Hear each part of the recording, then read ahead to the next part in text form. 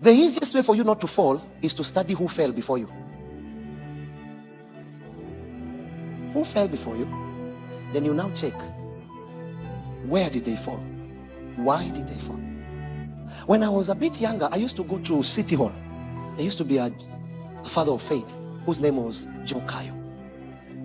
And I would go there and I would sit on the last seats there and I would watch Joe Kayo. So one time I had a privilege. I was coming from Rwanda, and then I met him at, he used to like going to the hotel, Stanley, and he would sit there. So as I'm entering Stanley, and underline me to I'm entering, it's a very important thing to know the places I entered. I'm joking. So I entered Stanley, and then I saw him. He used to remove his coat and put it on the seat. And Joe Kayo was very clean, always with a tie in his G80s. So I sat down and I met him. I said, "Excuse me, sir." Those days I said, "My name is so and so. I just want you to know that I appreciate your service, and I want to pay for the tea." Now, what I didn't do, sometimes it's good to study territories. I thought the value of the tea, ni ile yangu ya mwerigo. No, iko huko kwa, where if it goes too far, it's doing somewhere around 250 or 180. If it has gone too far, that means you are rich. He looked at me and he asked me, "Okay," he said, "Sure." So that sure made me to say, "Give me a minute." And I went and I started perusing. When I saw, I said, "Hey." But what shocked me is that I had it because I had come from being given that money. And I saw him. And I told him, "I'm gonna bless you if you give me one opportunity to ask you about the past." You know, he brought a certain minister who can tell me in Mombasa, a white preacher. Let me leave it there.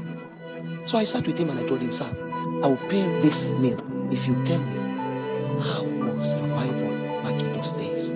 And you know, he was an old man, so he started saying, when you just hear an old man say, "Oh, prepare yourself, it will be a long counsel." And then he brought me into the life of how he looked. And then I was careful because I know this is going to go viral. People wait for me to say things, so I know what I shouldn't say. Then I asked him a question. "Okay, now you have showed me the wins. I want you to be honest and tell me where you failed." You know, he used to have this, yeah.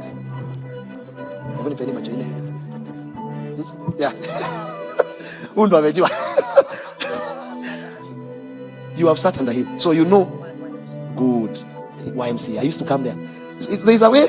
When I asked him that question, he was always eating. And then when I asked him, he ate at that time. When I asked him that question, he readjusted to look at me.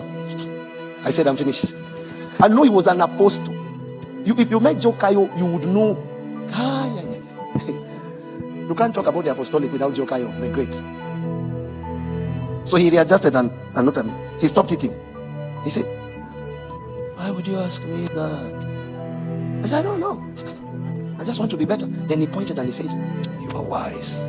He had a very deep, he said, "You're wise." And then he pulled now a chair. All that time I was kneeling. He said, "Sit down." I sat down. I was in surrender.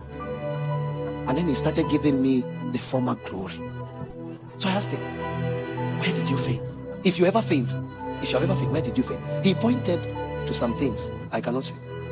And he says, "Be careful of this, be careful of this, and be careful of these 3 things." He told me, ministerially speaking.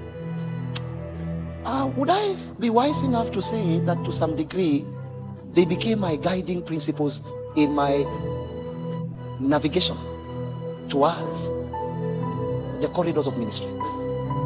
When I heard that Joe Kayo rested, I didn't tell anyone. So I went there. Then finally I went to the funeral. I stood at a distance. Many were burying a man. Me, I just watched it. And as I remember, as I was given an opportunity and I poured, I said, "Greatness has an end.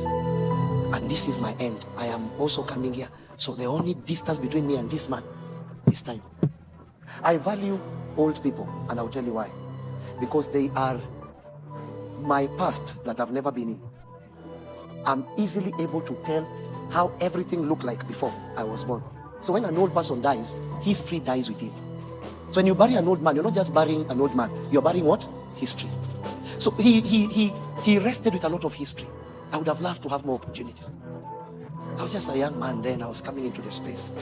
And every time I navigated in ministry, I could remember those 3 things that that old man told me.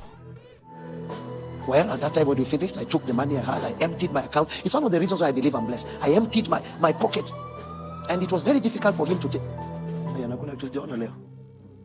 I emptied my account. In terms of, and at that particular time, you need to know my account is my pocket. Let's not be deep. That's my account. All things end there.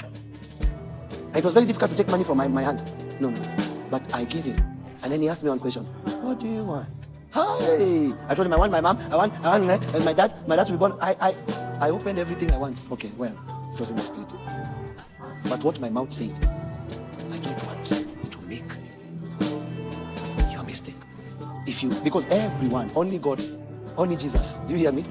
What I want is for you to help me not to ever make any mistake you ever made. Pray for me. You know, that man was confused. Because this young little man is asking things that I said, I could see him with the praise like he was struggling. I don't want to. That's why you made them. If any mistake you have ever made, I don't want to make it. Pray for me now. If I'm going to make a mistake, let me make a new one. But it's stupid to make a mistake a mentor before me has made. That's why it's called mentorship. It's like right now you go into ministry. Sasa sayo nakuja into ministry. Mimi nakuambia, I'm here telling you, don't go this route, don't go that route. You're coming into marriage. I'm telling you, according to marriage, don't do this and don't do that. And you're ignoring. If you fall, are you not a fool? He prayed over me. And I remember I knelt. He said, no, don't need to kneel. I said, no, I want to kneel. He prayed. And when he finished, I walked away. He turned and looked at me. And he told me, you must prosper. If you go like that. Joe Kayo told me, Kenya will hear you. And that was my last time to see Joe Kayo alive.